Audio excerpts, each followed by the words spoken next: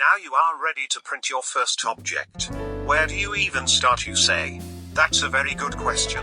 Firstly, we need a working computer device. And Box, a 3D slicer program that easily allows you to print many great things. You need to select the type of printer that you own. There are a lot of settings here, but for now just focus on selecting the right resin profile. Next up is how to load your 3D model. Do you have something in mind? Good choice. But it seems sideways. You need to rotate the model so the printer will have an easier time printing it for you. You always want the base, or most flat part of your model to face down. The next step is adding support struts. This is needed for printing delicate parts that don't have enough support on their own. Supports can be tricky, since every different model needs different settings for the print to work best. Just follow the instructions. This will get easier with practice, so don't worry if the first few times fail. Just press this button when you're done configuring. Now that the supports are added, it's time to slice the model. Slicing means that the printer knows how the layers are built up.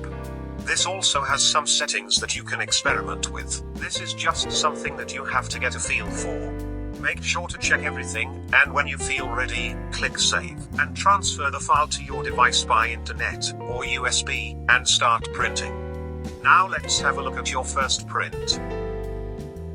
Look at that. Isn't it beautiful? Wait. Stop. You can't just grab it out of there, you silly. It's still covered in resin. You need some special tools to safely remove it from the build plate.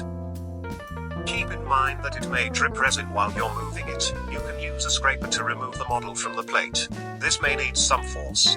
But be careful not to damage your print. Now you can secure the build plate again.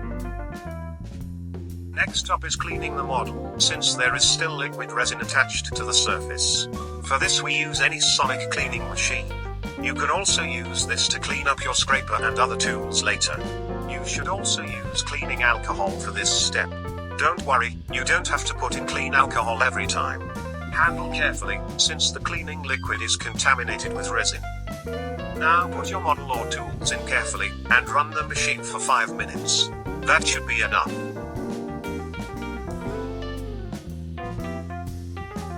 Now you can remove your model, and carefully wipe the rest of the liquid off using paper towels.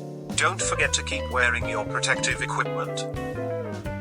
I wouldn't recommend putting in more than one item in the cleaner per use, as they can possibly move around and damage any prints you have in there. Be sure to do a good cleaning since the resin can get into very small spaces. Now it's time to remove the support struts. They should be easily broken off with your hands, but you might need a small tool like pliers or clippers to aid you. The next and final step is hardening the resin in a special UV chamber. This will solidify the whole print, and make it safe to touch later, since the resin won't be toxic anymore after hardening.